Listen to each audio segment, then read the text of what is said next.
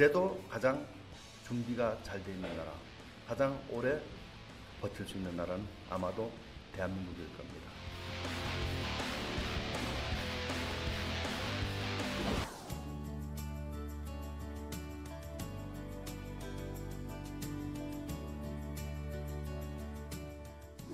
먼저 세계 경제에 대해서 저희가 보고 있는 부분에 대해서 좀 말씀을 드리도록 하겠습니다. 지금 뭐 그리스 문제, 스페인, 그리고 다른 지역으로 번질 수 있는 문제, 유로존의 문제, 그 다음에 중국과 인도, 그리고 브라질까지 신흥 국가들이 지금 이제는 상당히 성장률이 급격하게 하락하는 등의 문제를 보이고 있죠. 그리고 일본에 대해서 여러분들 잘 아실 거고 미국 잘 아실 겁니다. 이렇게 보면은 이게 월드와이드입니다. 이렇게 전체가 이렇게 상당히 어려웠던 때가 그렇게 많지 않았죠. 그래서 이제 그런데 재밌는 거는요. 이게 이제 다우존스 주가 지수인데 이게 보면은 그 1년 반 사이에 그 주가가 절반 가까이 떨어졌었습니다. 근데 그 이후에 빠른 시간에 또 회복을 또 했어요.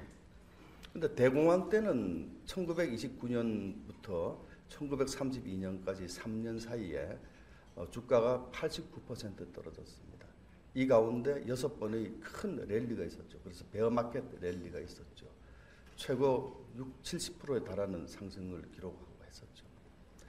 그런데 이 당시에 상당히 빠른 시간 안에 이게 회복을 했죠. 이게 그때하고 뭐가 달랐을까요? 이게 바로 유동성입니다. 본질이 문제가 아니다라는 것을 이제 생각해 볼 필요가 있죠. 우리나라가 이제 세계 국가가 된 건 분명한 것 같습니다.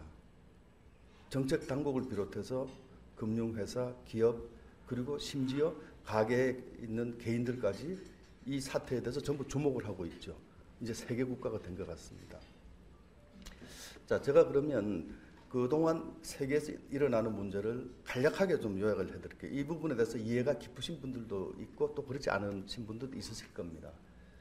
유럽은 이제 이 유럽의 재정 위기 근본적 성격은 아주 간단합니다. 이건 미리 예측됐던 사태입니다.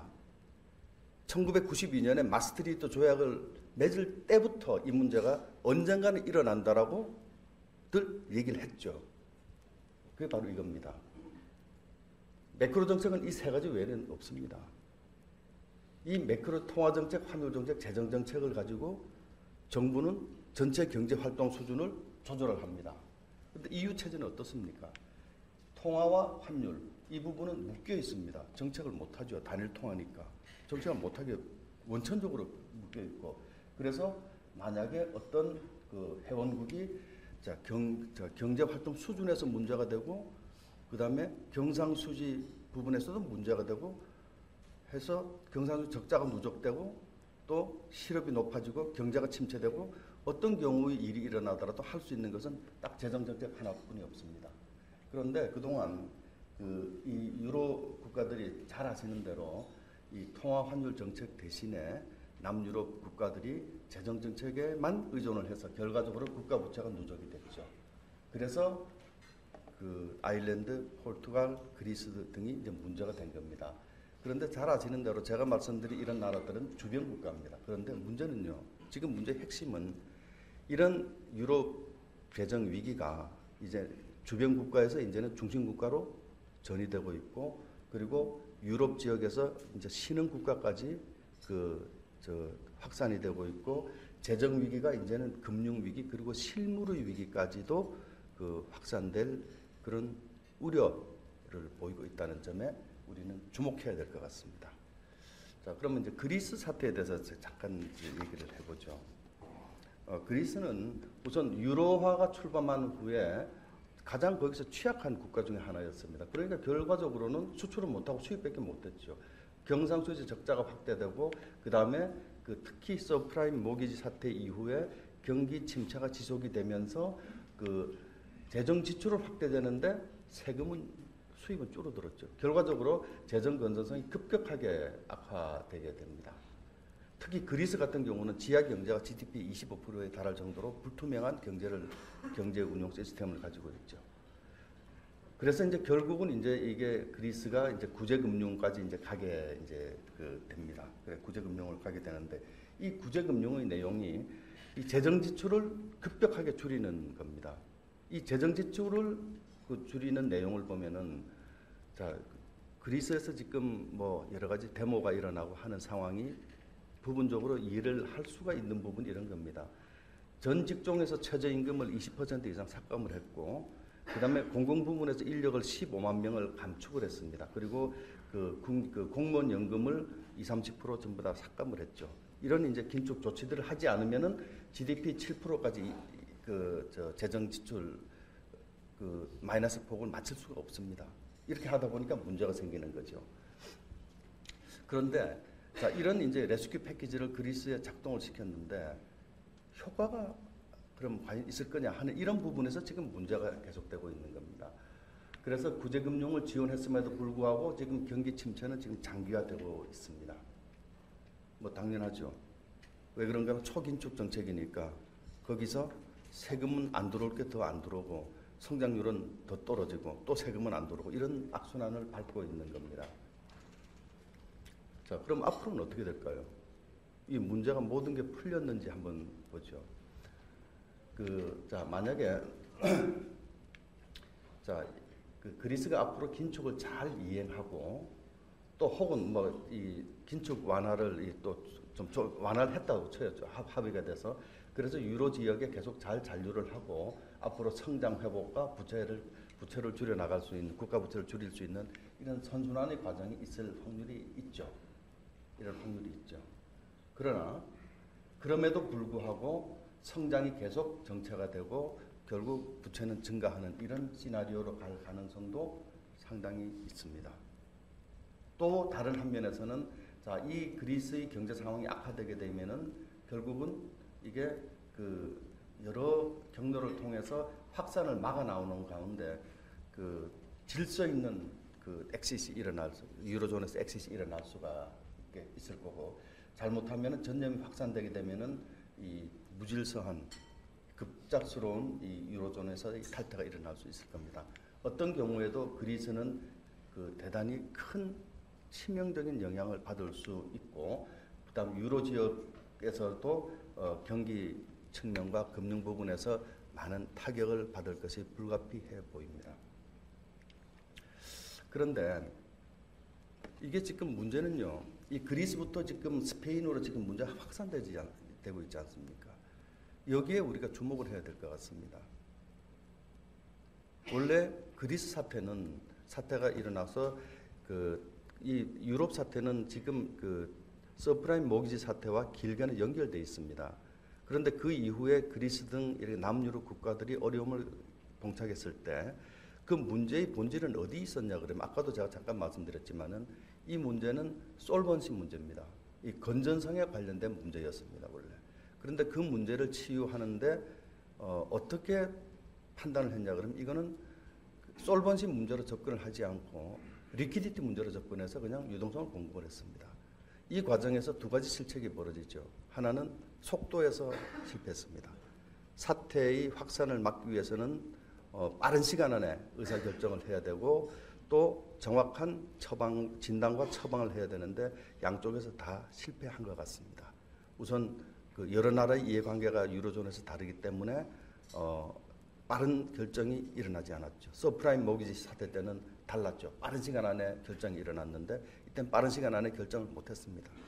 그리고 문제의 핵심이 이 솔번시 문제. 그러니까 나중에 이 그리스 국채에 대해서 50% 이상 헤어컷을 했습니다.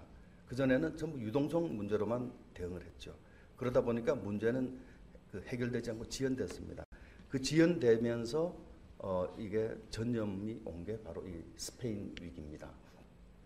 잘 아시는 대로 스페인은 유로존 4위권 경제 규모입니다. 그리고 세계에서 12번째로 GDP가 큰 나라입니다.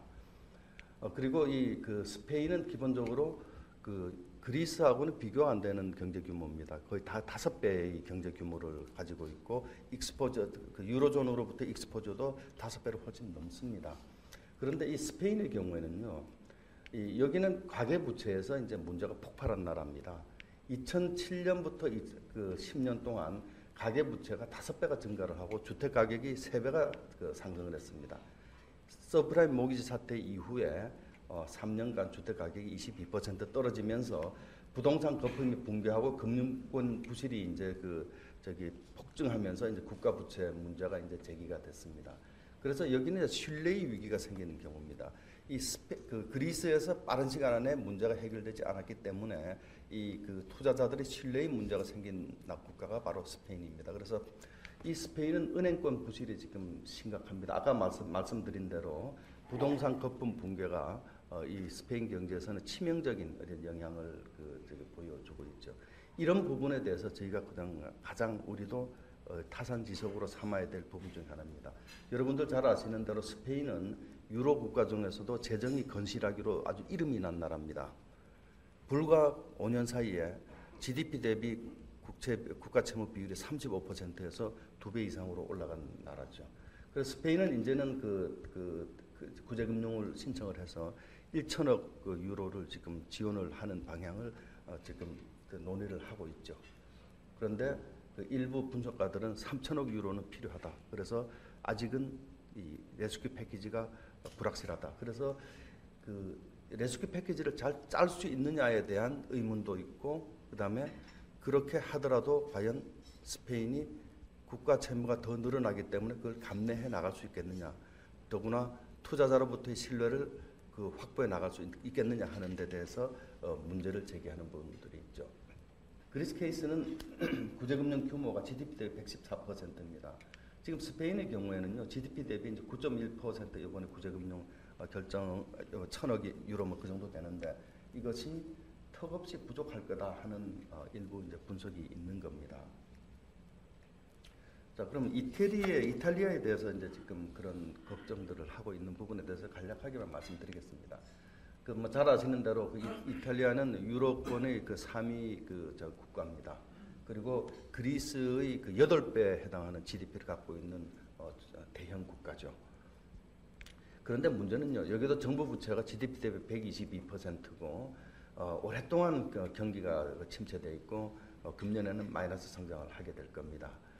그리고 아까 말씀드린 대로 국채 금리가 지금 급등하고 있는 이런 걸 보이고 있습니다. 그래서 투자자로부터 이제는 잘못하면 외면받을 수 있는 그런 우려가 있고 지금 구제금융을 신청할 가능성이 있다 하는 이런 문제 제기가 있는 거죠. 내년에 비해서 금년에 이렇게 하필이면 금년에 이태리 국채 만기가 많이 돌아옵니다. 1분기에 약 한 1,100억, 2분기에 한 900억, 3분기에 1,100억, 4분기에 1,100억 정도 이게 돌아오는데 금년에 돌아오는 폭이 아주 큽니다. 그래서 어떻게 제대로 이게 리발빙이 될 거냐 하는 그런 어려움, 그런 데 대해서 우려를 하고 있죠. 이태리도 마찬가지로 뱅킹 시스템이 지금 취약합니다. 잘 아시는 대로 미국과 일본도 아주 편하지가 않죠. 그래서 이제 이 미국과 일본도 아주 유사합니다. 지금 통화 정책과 환율 정책이 사실상 작동 안 되는 상황이죠. 금리가 0%니까 통화 정책 할 것도 없을 거고, 환율은 지금 거꾸로 가고 있는 거죠. 재정 정책 마찬가지입니다. 국가 부채가 두 나라의 발목을 잡고 있습니다. 그래서 이제 일본은 또 거기다가 지금 무역 적자까지 확대되고 있습니다. 미국이 지금 한때 이제 상당히 완만한 그런 상승세를 지금 보여서 조금 우리한테 기대를 하게 하고 있습니다만은 아직도 실업률이 높고, 그리고 금년에 감세가 이제 일몰이 돌아옵니다. 이 일몰을 그대로 적용해서 일몰을 하게 되면은 내년 1, 4분기부터 성장률이 마이너스로 갈 거라고 그렇게 예측들을 하고 있죠. 자, 이게 또 걱정되는 부분이 중국과 인도, 브라질 이런 신흥 국가들이 성장률이 급속히 지금 떨어지고 있죠. 이건 결국은 이제 유로존을 비롯한 세계 각국의 경기가 빨리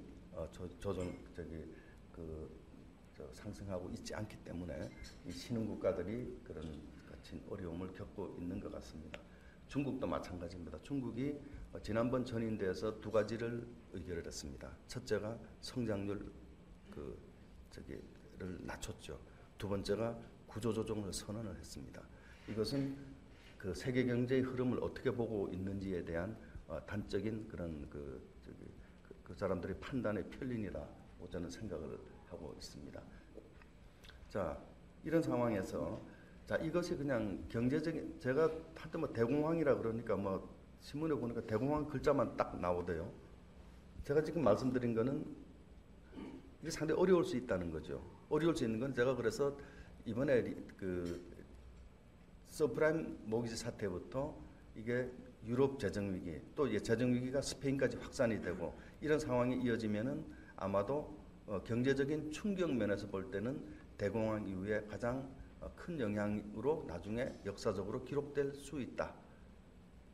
그리고 제가 대공황과 관련된 진짜 말씀을 드릴 것은 바로 이 부분이었습니다. 이 부분인데 엉뚱하게 대공황을 딴 데다 붙여서 참 그게 말은 붙이는 데 따라서 임팩이 상당히 달라지죠. 자, 이걸 한번 볼게요.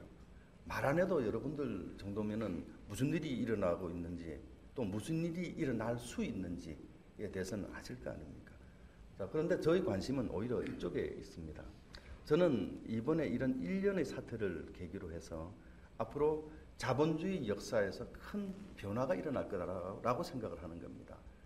저는 그 변화에 주목을 해야 된다고 생각을 합니다. 그래서 정부도 그 변화에 맞게 정책적인 준비도 하고 대비를 해 나가야 된다고 생각하기 때문에 제가 이 말씀을 드리는 거예요.